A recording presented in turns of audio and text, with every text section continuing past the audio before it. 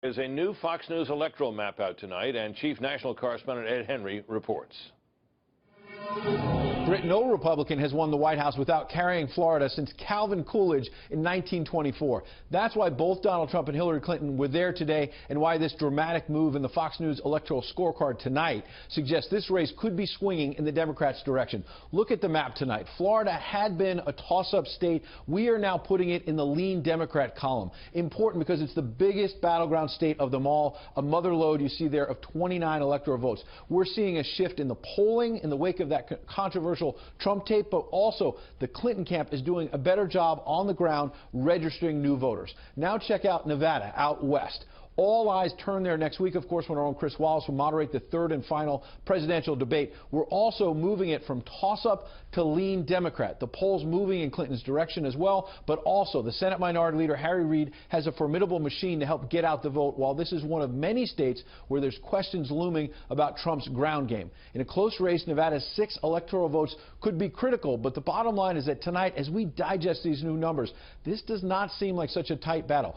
We have Trump now, you can see up here, at 187 electoral votes, 44 electoral votes still up for grabs, but that doesn't get him to 270, the magic number to win, and Clinton well over 270 at 307. Meanwhile, Ohio still listed as a toss-up. The Buckeye State had been trending Trump, now seems to be back to a dead heat. We're going to be watching Ohio very closely the next time we update this scorecard to see where that's heading. Britt? Okay, Ed, thank you very much. There is one new poll out today that, while continuing to show a significant lead for Clinton, nonetheless suggests that Donald Trump had gained at least some ground from the debate on Sunday night. As you can see there, it's a 9-point lead there nationally, down from an 11-point lead. That's not a lot, but that's something. To discuss the polls and the new map, I'm joined now by Larry Sabato, director of the University of Virginia Center for Politics.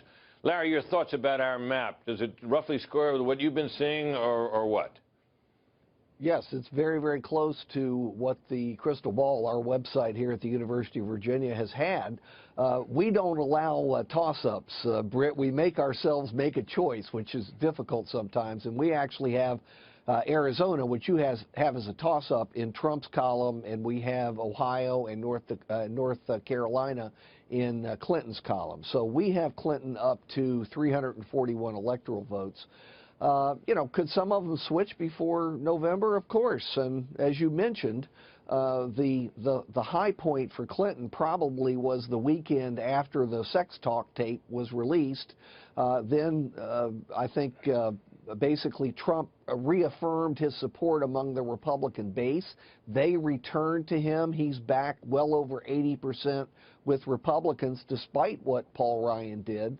And if that continues, then it will enable him to keep this within a certain number of points, 5, 6, 7, something like that. Well, we got, as we've talked about often, Mitt Romney got 93% of the Republican vote on Election Day 4 years ago. Trump had sunk, I think, down into the low 70s over the weekend when things were really in a trough for him. It does look, as you say, as if he's recovered some. In which states do you think there may be some movement back toward him? Well, the first place we would look once we get new polling data would be Ohio, because just a couple weeks ago we had Ohio along with Iowa, 2 key swing states leaning to Trump. Ohio's close enough so that could go back and forth quite easily.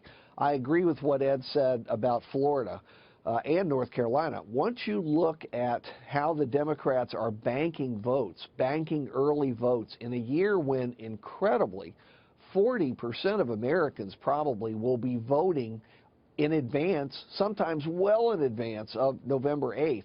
It really matters, and the Clinton campaign just has a far better ground game, get out the vote program than the Trump people do. Yeah, it has appeared that Trump is going to rely almost entirely on the Republican National Committee, which has done its best to build a formidable get out the vote operation, but it's not at all clear that that operation is devoted to early voting.